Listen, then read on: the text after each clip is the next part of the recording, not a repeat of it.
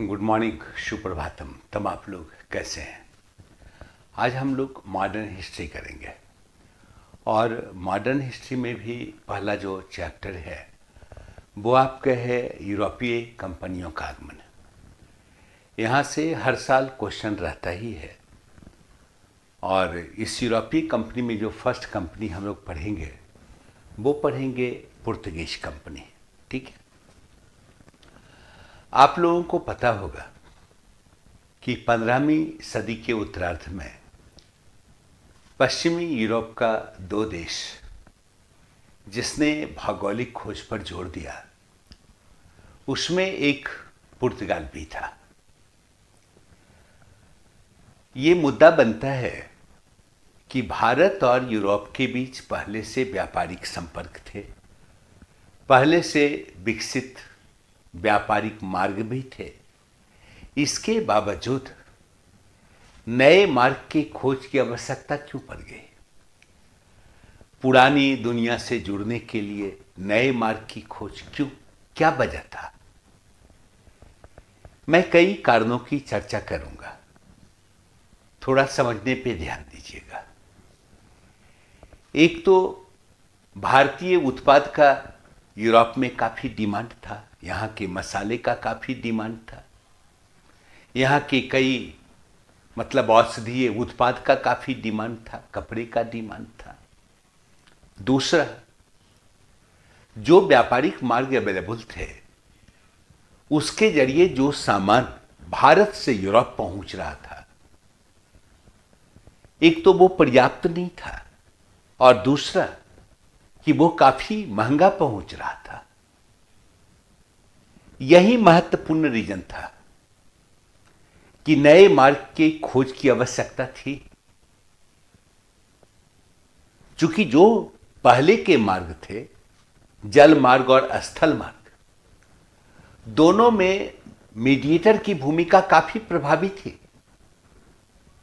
भारत के पश्चिमी तट से अरब सागर से लाल सागर होते हुए बैरोनिश, कॉम्पटस, अलेक्जेंड्रिया और अलेक्जेंड्रिया से नील नदी के रास्ते भारतीय सामान भूमध्य सागरीय देश इटली पहुंचता था।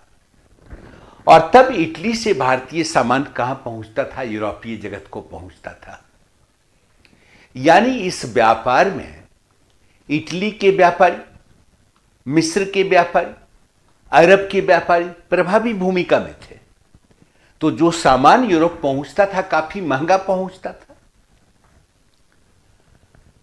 अगर हम स्थल मार्ग की बात करें तो भारत के नॉर्थ बेस से, काबुल और कांदाज से ईरान, इराक, सीरिया, टर्की और टर्की से भूमध्य सागरीय देश इटली, और इटली से भारतीय सामान कहां? यूरोप पहुंचता था।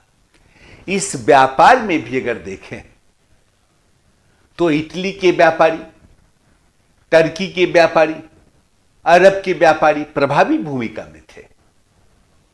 यही वजह था कि जो सामान पहुंचता था यूरोप, वो काफी महंगा पहुंचता था।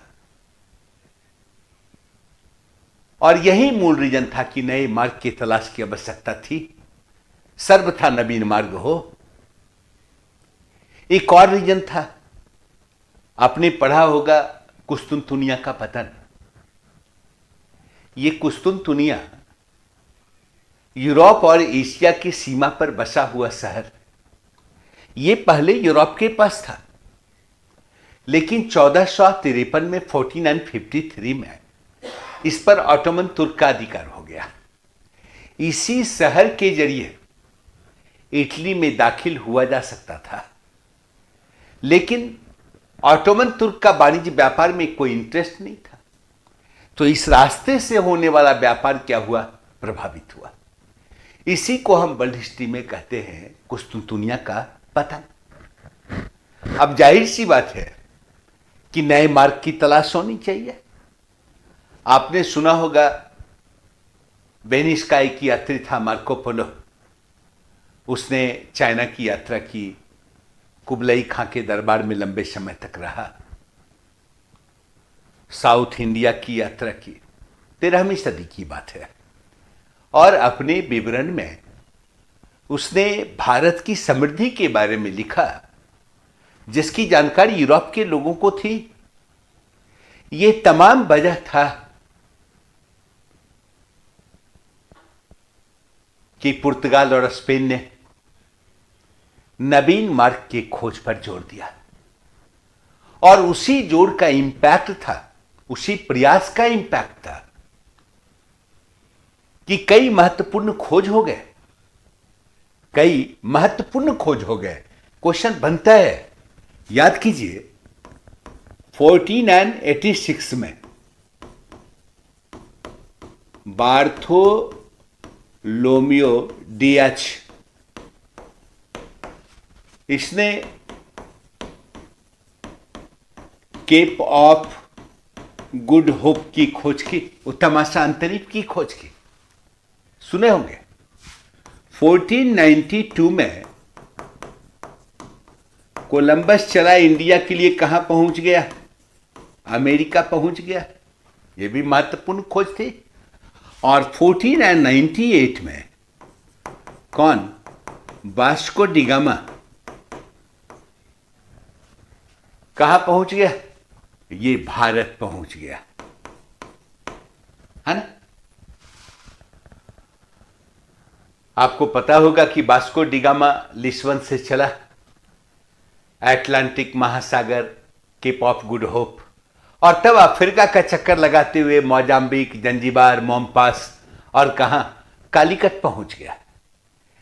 कहने का मतलब स्पष्ट है कि वास्को डी गामा की इस यात्रा के बाद ये क्लियर हो गया, कोई भी यूरोपवासी अटलांटिक तट से चलेगा, केप ऑफ गुड होप के रास्ते इंडियन ओशन में प्रवेश करेगा, भारत पहुंच सकता था।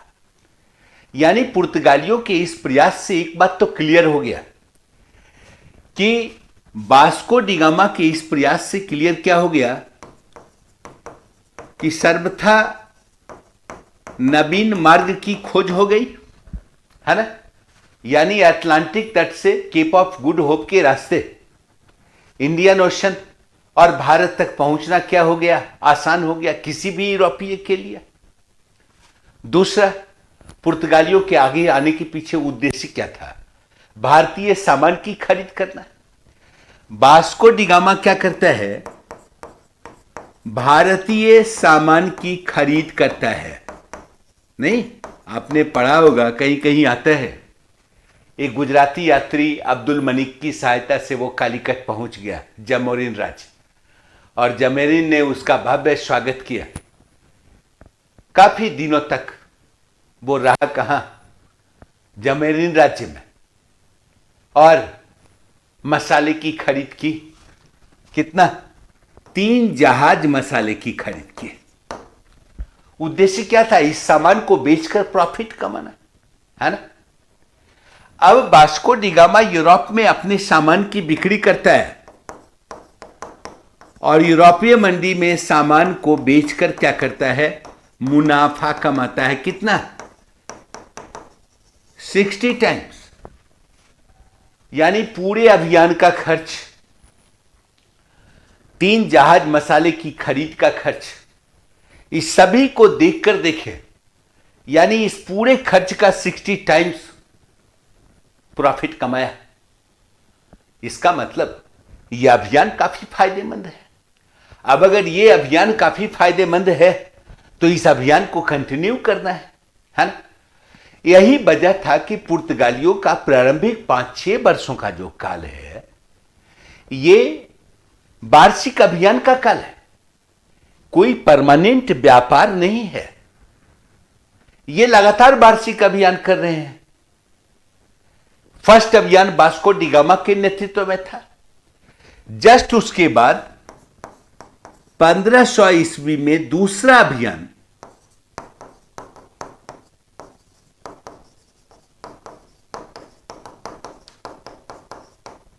पेड्रो अल्वारेज कैब्राल के नेतृत्व में हुआ।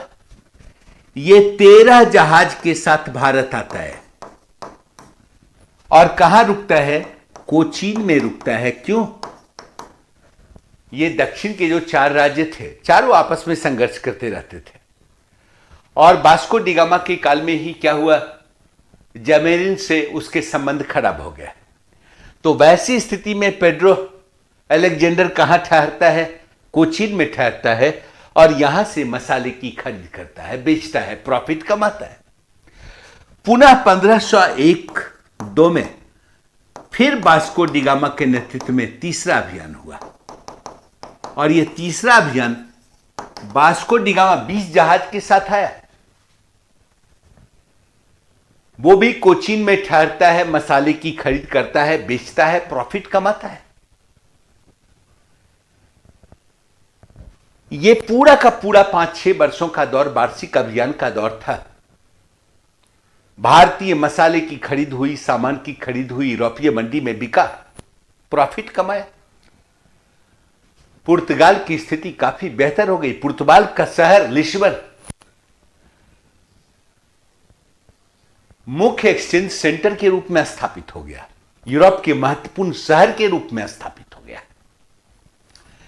इसके बाद पुर्तगालियों का सेकेंड फेज शुरू होता है। इसके बाद पुर्तगालियों का सेकेंड फेज शुरू होता है। कब? 1505 से। तब पुर्तगालियों को लगता है कि नहीं, भारत के साथ अस्थायी व्यापार होना चाहिए, परमानेंट व्यापार हो।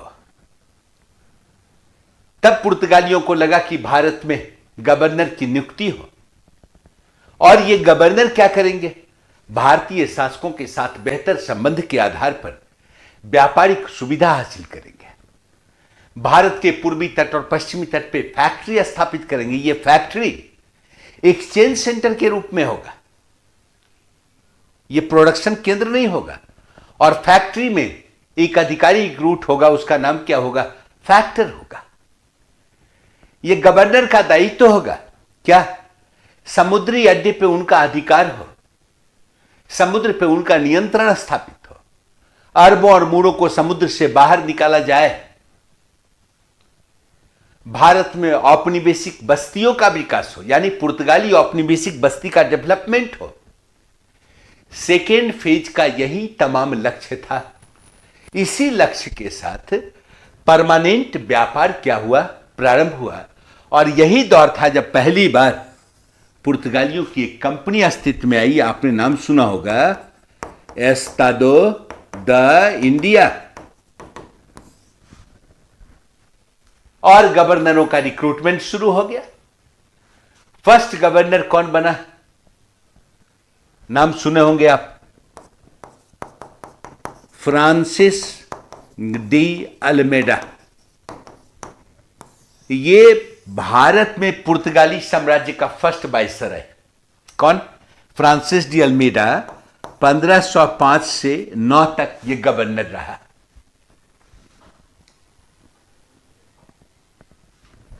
इसने ब्लू वाटर की पॉलिसी दी। इसने ब्लू वाटर की पॉलिसी दा उद्देश्य क्या था, समुद्र पर नियंत्रण स्थापित करना, अरबों और मूढ़ों को समुद्र से बाहर निकलना, यानी पुर्तगीज समुद्र का स्वामी बनना चाहते थे। इसी उद्देश्य के साथ कौन, फ्रांसिस डी अल्मेडा पुर्तगाली गवर्नर बनता है। लेकिन आश्चर्य करेंगे, उस वक्त गुजरात में मुजफ्फर शाही वंश की सत्ता थी और उसी वंश का शासक था महमूद बेगरा, जो पुर्तगालियों को पसंद नहीं करता था। मिस्र के शासक के साथ, टर्की के शासक के साथ उसने गठबंधन का निर्माण किया, एक गुट बनाया और उसने फ्रांसिस डी अल्मेडा को पराजित भी किया। यानी चाह कर भी पुर्तगाली अपने आप को उसके काल में स्थापित नहीं कर पाए। और तब गवर्नर बनता कौन है, आपने नाम सुना होगा, अल्बुकर्क।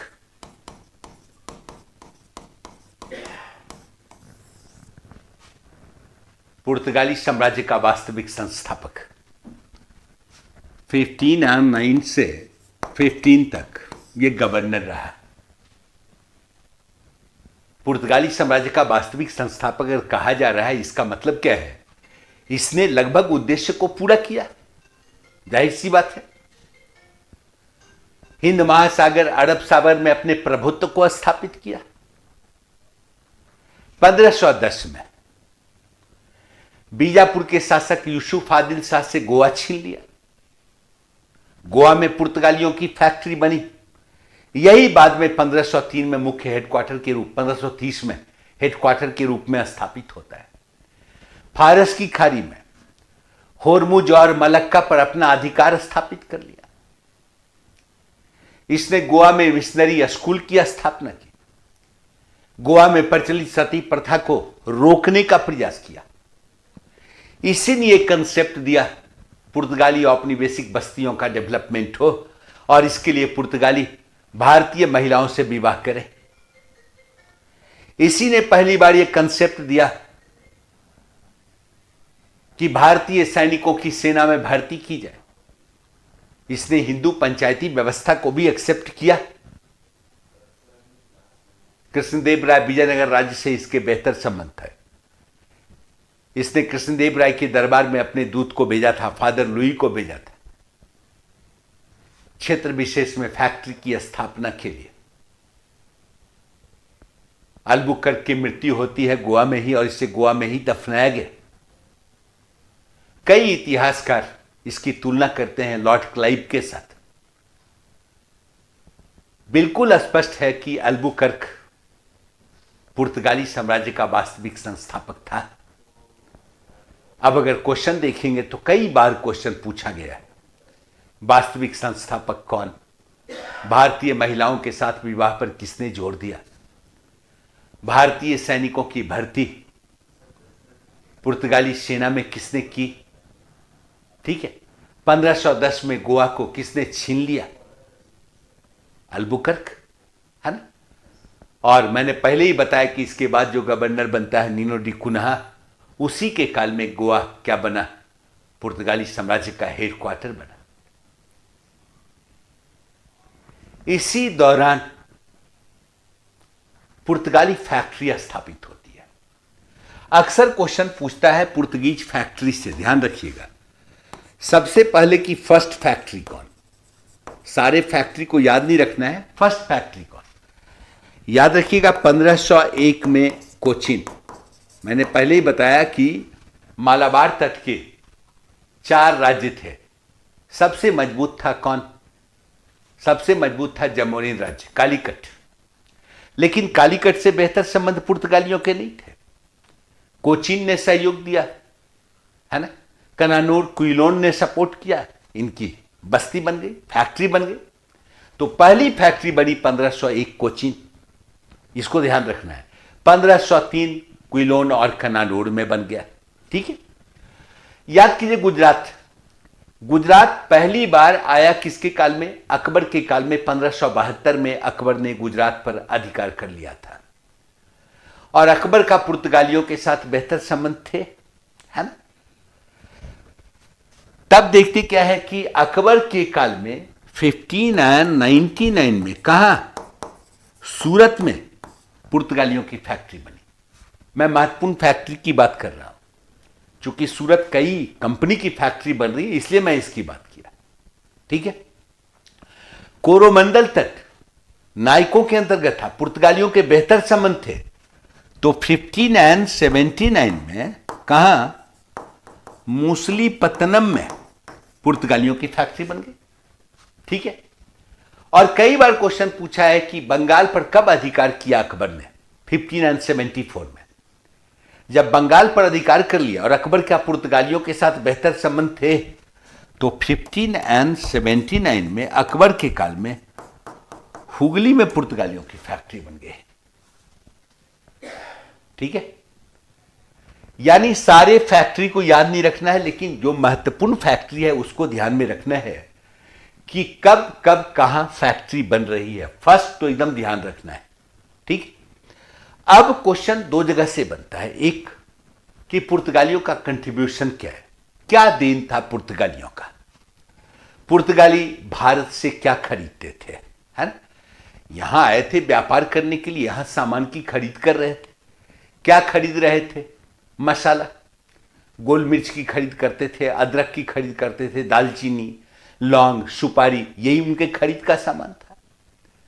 कुछ कपड़े की खरीद करते थे, भारतीय मलमल काफी पॉपुलर था, साटन, चिट्स, ठीक है।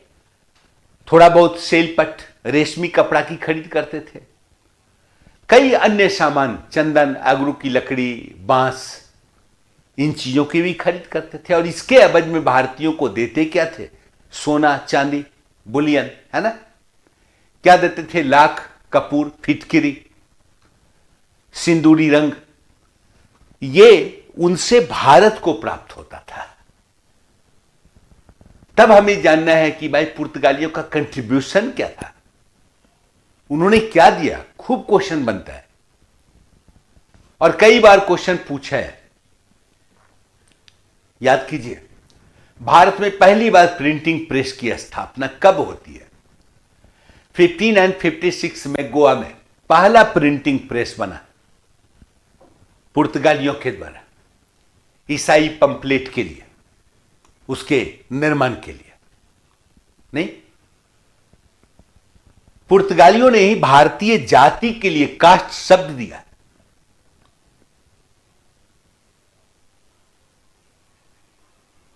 कई चीजों की खेती की शुरुआत की पुर्तगालियों ने, जैसे तंबाकू की खेती, याद होगा जहांगीर के काल में काफी पॉपुलर होता है। तंबाकू, लीची, अनानास, टमाटर, आलू, मूंगफली, ये तमाम की कृषि का श्रेय किससे जाता है? पुर्तगालियों को जाता है। याद कीजिए, क्वेश्चन बनता है, वास्तुकला की एक शैली गोथिक कला, ये देन किसका? पुर्तगालियों का, है ना। कई बार क्वेश्चन अकबर से पूछा, अकबर के दरबार में आने वाला पहला पुर्तगाली कौन? ईसाई फादर कौन? 1580 में आया था अकबर के दरबार में, फादर मॉन्स्ट्रेट और अक्वा बीबा, है ना। ये कंट्रीब्यूशन है जहां से क्वेश्चन बनता है। और तब क्वेश्चन बनता है कि आखिर इतना डेवलप हो गया पुर्तगीज, पूर्वी पश्चिमी तट पर ढेर सारी फैक्ट्रियां बन गई, भारतीय शासकों के साथ लगभग के साथ बेहतर संबंध रहे, इसके बावजूद उनका पतन क्यों हुआ? क्या वजह था कि भारतीय व्यापार में पिछड़ गए? लगभग क्षेत्र उनके हाथ से निकल गया। कोई ना कोई तो रीजन होगा। भारतीय शासकों से बेहतर संबंध नहीं थे, भारतीय शासकों के साथ दूर दुराव की नीति थी। अकबर के बाद अनुनय विनय की नीति का परित्याग कर दिया, मुगलों के विरुद्ध गठजोड़ में उनकी भूमिका बनने लगी। यही वजह था कि 1631 में शाहजहां ने उसको हुगली से खदेड़ दिया। औरंगजेब के काल में सतगांव, चिटगांव से खदेड़ दिया गया। 1737-39 में पेशवा बाजीराव प्रथम के काल में उन्हें बेसिन, कैम्बे, सेलसट्टी से खदेड़ दिया गया। कोचीन के शासकों के साथ, कनानूर के शासकों के साथ बेहतर संबंध नहीं रहा, मालाबार से खदेड़ दिए गए। इसके अलावा अगर बात करें, और भी रीजन है। चूंकि स्पेन के साथ उनके राजनीतिक संबंध थे, स्पेन से दोस्ती थी, और 1580 के दशक में जो युद्ध हुआ था यूरोप में, नौसैनिक युद्ध, उसमें स्पेन को पराजित किया ब्रिटेन, और स्पेन का जो दोस्त है वो ब्रिटेन का शत्रु। यही वजह था 1612 का सुएली युद्ध, कर्नल बेस्ट के नेतृत्व में ब्रिटिशर्स ने पुर्तगालियों को पराजित किया। यानी नौसैनिक श्रेष्ठता ब्रिटिशर्स की स्थापित हो गई। एक रीजन यह भी था। 16वीं सदी के अंत तक आते आते लैटिन अमेरिका में ब्राजील की खोज हुई, और क्या हुआ? यह पुर्तगाली ब्राजील में छा गया। ब्राजील के प्रति विशेष अट्रैक्शन के कारण भारत में उनका व्यापार क्या हुआ? प्रभावित होने लगा। इसके अलावा मुसलमानों के साथ दूर दुराव की नीति, भारतीय महिलाओं के साथ विवाह की नीति, धर्मांतरण पर जोर दिया जाना, पुर्तगाली बस्ती के विकास की कोशिश, ईसाई धर्म के प्रचार प्रसार का प्रयास, ये तमाम रीजन था जिसके कारण क्या हुआ, धीरे धीरे वो भारत से निष्कासित हो गया।